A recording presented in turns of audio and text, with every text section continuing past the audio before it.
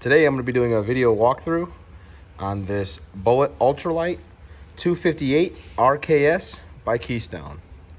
We're going to start up here on the front, go over everything up here, and then we'll work our way around and then eventually to the inside. So first things first, you see the little black box you see right behind the propane tank cover here. This black box you see right here, this is your 12-volt battery. It's held down with this strap, and then this cover will pull right off there if you ever need to access that for any reason. This 12-volt battery will power things like your slide out, your awning, your refrigerator, if you have it running on the LP setting, different lighting on the interior, basically anything that's not 110 volt appliance or 120 volt appliance, will be powered by this 12-volt battery. When you plug into shore power and you have your battery disconnect in the on position, that shore power will charge this battery for you. That way, when you do unplug, you will have this a full charge battery to continually operate your unit, just depending on what your camping needs are. Underneath this propane cover, you see right here, it's kind of hard to pull off there with one hand, so I'm just gonna open up this little trap door here. Again, a little tricky with one hand. Maybe I'll just pull this cover off here. Bear with me for a second.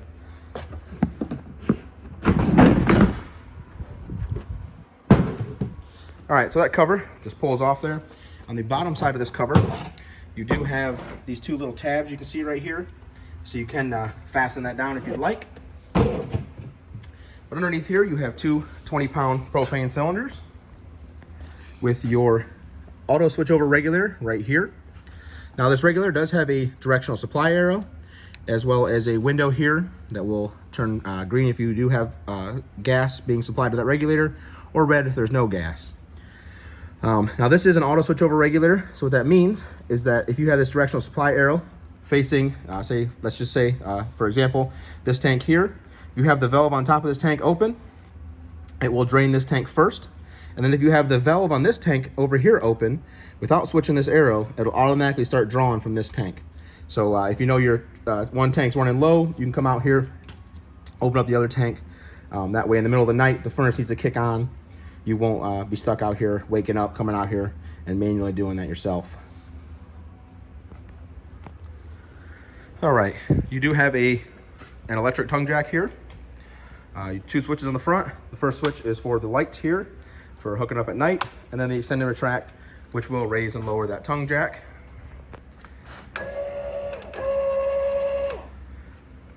One more thing about this tongue jack, underneath this little rubber cover you see right here, there is a manual crank inside the unit.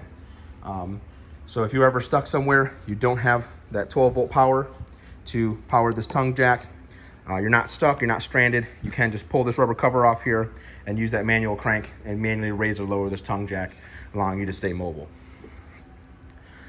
Some other things you see here on the front, they're just wrapped around for now. This is your 7-way. That is going to be how you use your trailer lights, your trailer brakes. That gets plugged into the tow vehicle. And then you do have your two safety chains. You do have a left and a right. You always want to make sure you do crisscross those when you hook them to the tow vehicle. And then this silver cable you can see hanging here, the end of it is looped around somewhere over here. That is for your emergency breakaway. So on this, you do have the safety breakaway, which is located, the tag for it's right here. The breakaway itself is right here. So that silver cable you see is attached to this little pin right there. You're gonna hook that silver cable to the tow vehicle. I recommend getting some sort of clip for it so you can safely hook that to the tow vehicle. And then in the event of an emergency where this trailer would ever come uncoupled from the tow vehicle, it will pull that silver cable, pulling that pin, which will engage the trailer brakes, allowing the trailer to stop itself. For instance, if you ever forget to take that silver cable off your tow vehicle, you pull away, you pull that little pin out of there. No big deal, it's not a one-time use thing. Just grab that pin, put it back in that box. That will free the tires up, allowing you to pull this trailer again. One more thing on the front, you do have a stamped VIN number right here, attached, riveted to the frame there. And then this little cover you see here, this is a trickle charger. It's already going to be pre-wired to the battery over here. So if you do want to leave this thing in storage you can put that trickle charger on there, prolonging that life of the 12-volt battery there. All right, on the left side, you're gonna see two tags right here. The top tag is your manufacturer information tag. That's gonna have your weight rating, the date of manufacturer, as well as the VIN. And then below that, you have your tire inflation information. The manufacturer recommends a specific tire PSI due to the make and model of this unit and the floor plan. So always make sure you come over here and check. You do need 65 PSI in each one of those tires, regardless of what the sidewall of the tire says. In this first compartment, you do have this magnetic catch right up here. So you just put that up there. You'll hear it catch just like that. Oh, that is that manual crank right there for the electric tongue jack in the front, if you ever need to use that. So over here, this is your water box. And this is where you're gonna hook water to the unit so you can use water. The outlet down here, this is your city water connection. This little dust cap just pulls off. You'll take your drinking water hose, you'll screw it on there, which will bypass your water pump and your onboard fresh water tank and allow you to use that city water throughout the unit. Or you can use that same hose and you can take this cap off here and fill that onboard fresh tank, allowing you to have that freedom of having onboard water. But in order to use the water, if you do fill that fresh tank, you will have to turn your water pump on. There's a switch for that on the inside. I'll show you that when we get there. And then last but not least, on this little water box you see right here, that black valve you see right here, again, same dust cap. That is a black tank flush valve. What that's gonna do is once you have your black tank, your sewage hose hooked up, and then you have that black tank dumped, you can hook that same drinking water hose up to that fitting right there, and that'll pump that fresh, clean water in that black tank, just kind of helping clear out any nook and cranny in there, keep getting anything out of there, keeping that as clean as possible. That way you don't have any odors or anything arising later on down the road.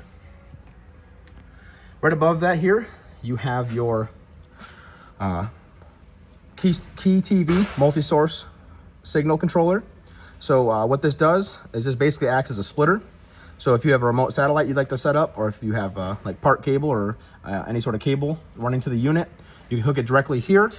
And then you can go on the inside, anything that's hooked to any of the coax on the inside or the coax fitting on the other side of the unit.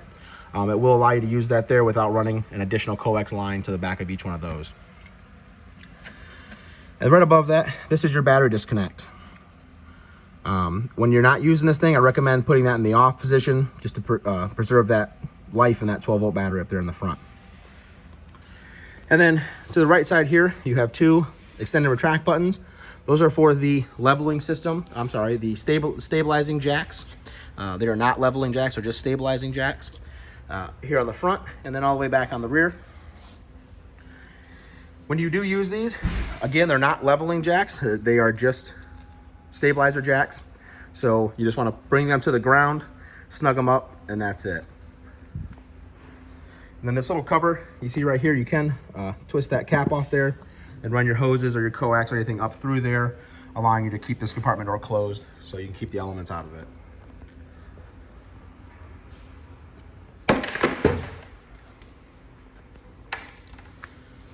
And then you do have an exterior shower. There's this little handle here that does kind of hold in there. Now this does only have a key lock on the front of it here. So you will have to use your 751 silver key to unlock or lock this. But you do have hot or cold option out here. Obviously you have to have that water heater on in order to be able to use that hot water out here, but you do have that option. Right next to that, you see these two stickers. This is for your first sewage outlet. So this is where you're gonna drain your black tank and then the gray tank number 1. So down here, you'll see that sewer outlet right there. That cap just twists off of there.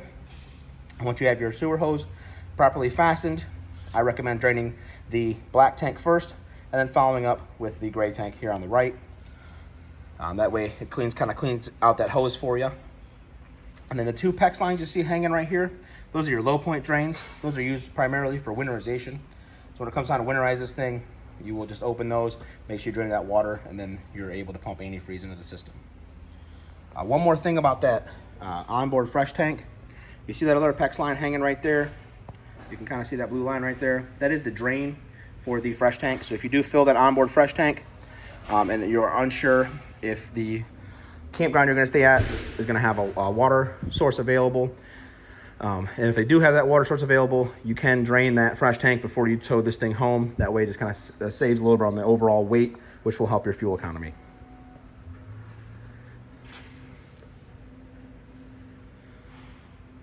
So this right here is the exterior access to your refrigerator. There's really no maintenance involved inside this cover here. Just make sure you do check it periodically so that no critters are starting to build nests in there. You want to keep that all clean and free of debris so that refrigerator can operate properly. Right below that, the silver outlet you see here on the side, that is the exhaust port for your furnace. So when the furnace is running, be aware that this will be emitting some exhaust gas, which will be quite warm. So make sure if you have anything set up over here, you don't have it set up in front of that exhaust port. Right next to that is your 30 amp shore power receptacle, and then your shore power cord as well. This is included with the unit. Neat little thing about this, it does have this blue light. So when you do have a good power source plugged in, that blue light will come on, letting you know that you do have a good connection and power going to the unit. And then you do have this little retaining ring on there as well that you can lock in place so you don't accidentally pull that out of there prematurely. And then right below this, you see that second gray tank sticker here. Right underneath there, you do have your second sewage outlet. This one's going to be for that secondary gray tank, which is going to be primarily the kitchen sink. Again, make sure you have that sewage hose hooked up nice and tight, and then pull that valve and dump that tank. And then last but not least, on the left side here, you do have the exterior access to your water heater. So inside this cover,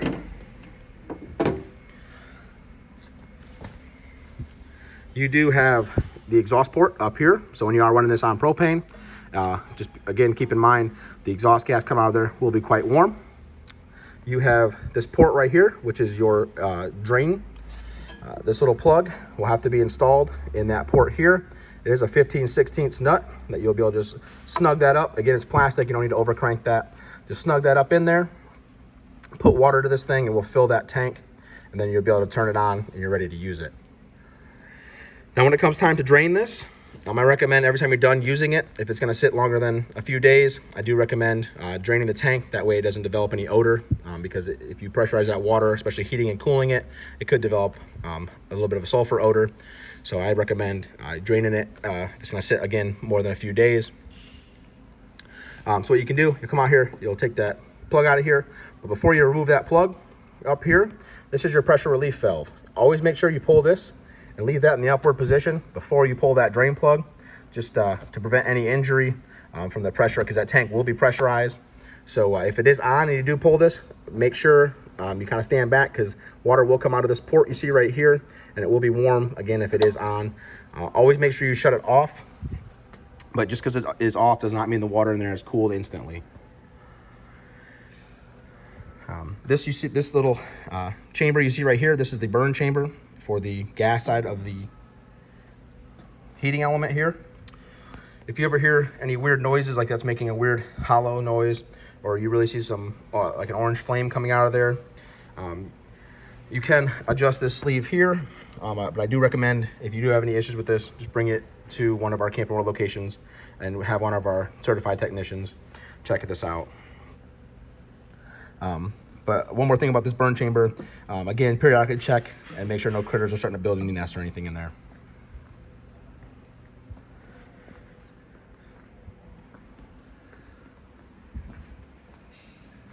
That little black box you see there underneath that middle clearance light, that is a pre-wire location for a Furrion backup camera. Those are pretty neat. You can install that quite simply because it does have that pre-wire. So if that's something you'd like to look into in the future, it is pre-wired for it.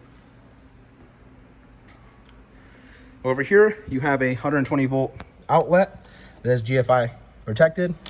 And then you have the outgoing port for that incoming port on the in that water box compartment. So if you'd like to set up a TV or something like that out here, and you do have that cable again, or that remote satellite, you will be able to hook a small coax line directly to here, allowing you to have that right to your TV.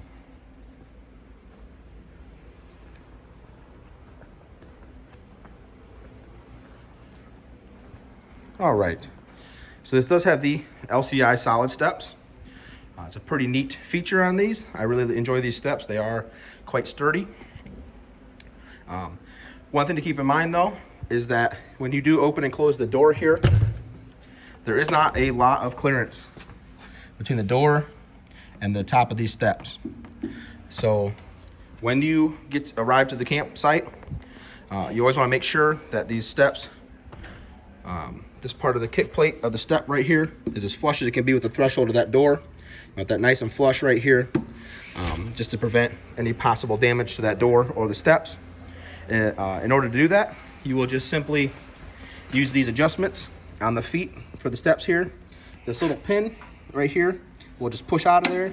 I recommend picking them up. Again, it takes two hands, so I'm not going to show you how to do that necessarily right now, but it's quite simple. You'll just pull that right out of there, and then you'll be able to move that leg in or out, just depending on the ground you're on.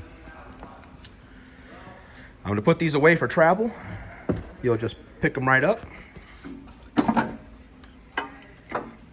They will push up in place, and then these little ears you see right here, you'll pull this little yellow handle, you push that back, allowing the ears to be securely fastened behind the edge of the door here, allowing for that not to move. And then that's going to be the travel position.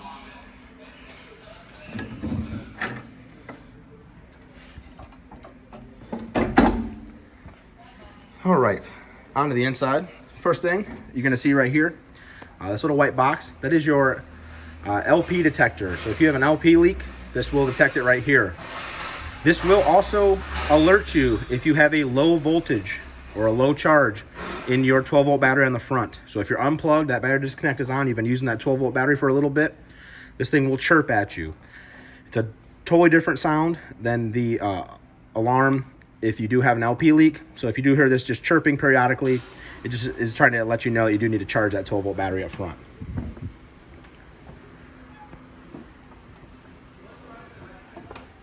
All right. So this Dometic box you see right here, this is the thermostat for the unit. You'll just touch it. That will, the blue light indicates that it is now on.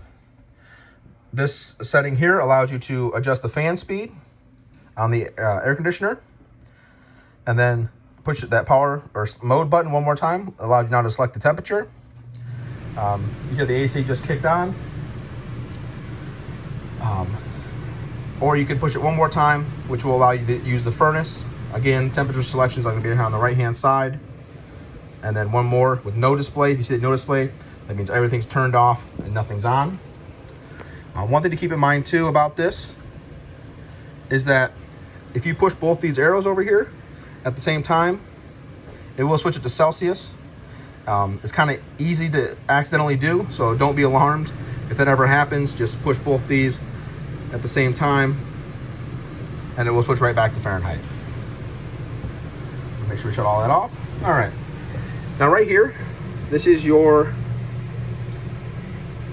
control panel.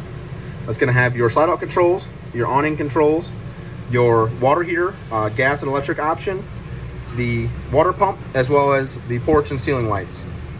And then above that, you do have your tank readers. So to read these tanks, like right now, this one, we're going to test batteries since we are plugged in. It's going to say full. So you see 4 lights there. The fresh tank, black tank 1. Now it does say black tank 2. This is just a generic board. It's in all the bullets have the same board. This bullet is only equipped with 1 black tank, but it is equipped with 2 gray tanks. So you will be able to use both gray tanks here, but the black tank number 2, that will never read because you do not have that second black tank.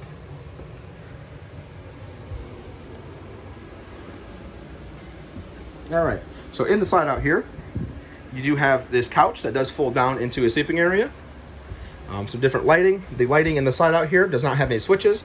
They're just lights, and they have little buttons in the middle that you just press. Kind of got to get in the habit of not looking directly at them when you turn them on. So turn them on, kind of look away when you do. Again, these run off that 12-volt battery. If you're plugged to shore power, it will charge that 12-volt battery, allowing you to use the lights. Over here on the wall, you do have a dual USB charging port. Same thing on the other side of the dinette over there, another one of those. You have some sliding windows. So all the windows do open, which allows for some nice cross breeze when it's nice out.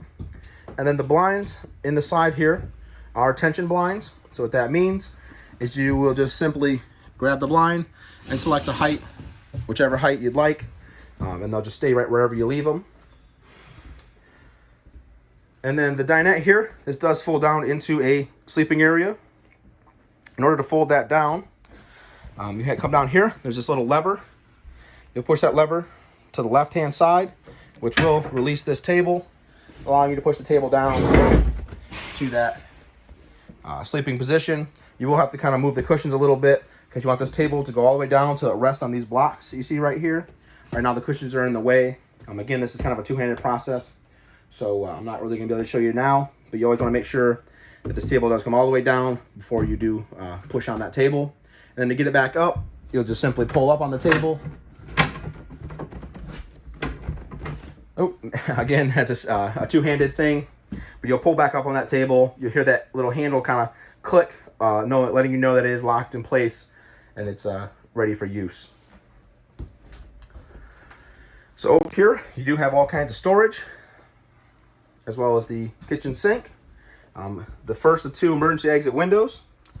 So this window does have that little red handle you see there. Let me get these blinds out of the way so I can show you how that functions. So in the event of an emergency, you would come over here, you'd pull this red tab, which will pull the whole screen out of the window, flip this red lever down, and push that all the way out. And you can safely exit the unit here. If you'd like to just leave this window in the open position, underneath here there is a little bit groove that kind of rests just like that in the window, allowing for a nice breeze. Again, if there's no emergency, you can leave in that position there. But in the event of emergency, you just push that all the way out, allowing you to safely exit the vehicle. Now, the three blinds here in the kitchen are aluminum blinds, which is a little bit different than the tension blinds you see in the slide out. That's just a fire safety thing, since it is a cooking area. They don't put those cloth ones here. So each one of these will have these little tabs you see here on each side that will allow the blinds to be all the way down and locked in place for travel, or again, you can just pull them all the way up, leave them up. It's just a matter of preference. One thing you do see over here, you have a little power station that you just push on, pull up. It has a little red locking pin that snaps out, and then you do have two 120 volt outlets, as well as the dual USB charging ports.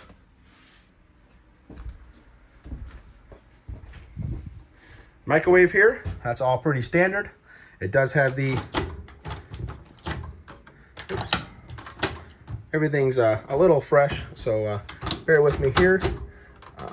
But if you open that, you do have the rotating tray on the inside. Right here below that, you do have a light as well as an exhaust fan for the cooktop here. This little glass cover here is just held on by these little rubber ears you see there. So when you want to use it, you'll flip it up, put it all the way in the upright position just like that. Come over here, you do have some decorative lighting that you can turn on. And then you do have an electronic spark igniter. That's that knob you see here on the left. So you would turn one of these to the little flame position. You can see there's a little flame on there. You'll turn it to that position, and then you'll crank this, and that will light the corresponding burner. And then down here in the oven, all the way in the back, I don't know if you can see with the light here, but if you see that little spark right there, that electronic spark igniter up here does control that pilot. So you'll do the same thing for the oven over here. You'll select that pilot, and then you'll be able to light that without using a lighter. You'll be able to use that spark igniter. It might take a minute to get the gas down there, so just bear with it. But once it fires, you'll be able to use that oven. If you turn this knob all the way to the off position, it will extinguish that pilot for you. You don't have to manually extinguish that pilot. Right below the stove is your fuse panel / breaker box. So underneath here, there is a little fan in there that runs and keeps that cool. So you will hear a little bit of fan noise coming from that from time to time, as well as feel a little bit of air moving from that. If you ever need to access this, inside here, you do have your breakers and your fuses. Everything is labeled. So again, in the event of ever needing to work or to mess with anything in here, everything is labeled for you. That cover just snaps on just like that. So you do have a gas or electric refrigerator here. The controls for the refrigerator are in the freezer compartment. You open the freezer door, and you do have your controls here, the on and off, and then the gas option here. Let's see if I can get this to focus on that. All right, so you see the auto, and then you see that gas option.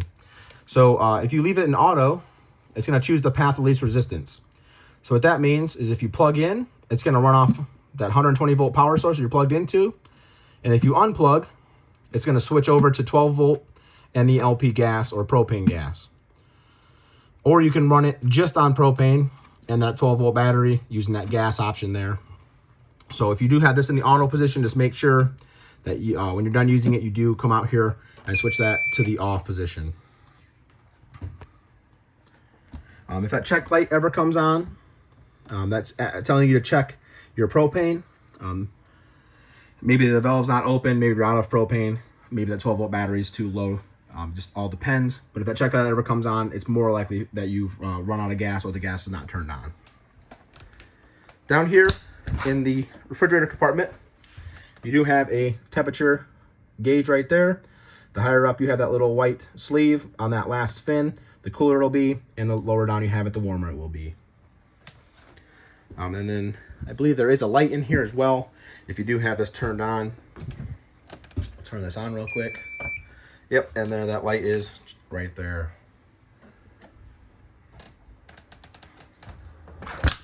Right underneath the refrigerator, that little slotted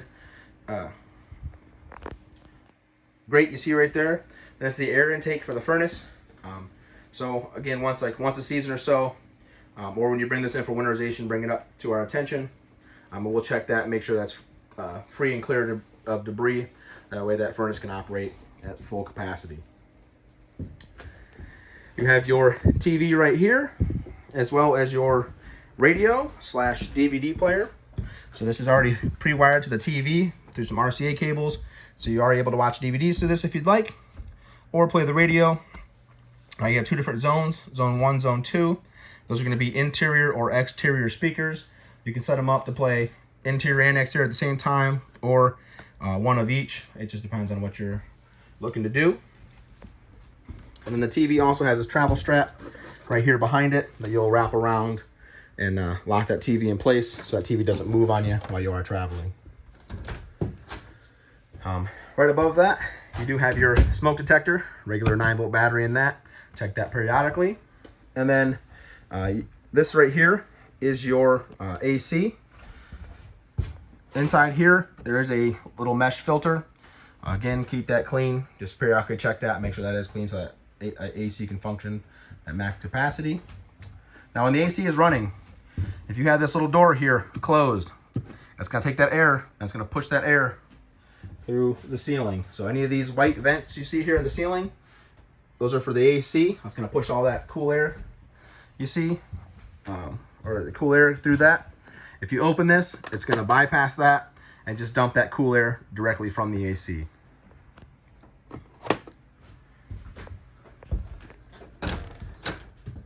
All right, onto the bathroom here. So in the bathroom, you do have your toilet with a foot pedal to flush. You have your nice glass shower doors with this rubber catch on there to keep them closed. Inside the shower, you do have the shower head with obviously hot and cold. And then right above that, you do have an exhaust vent with an exhaust fan.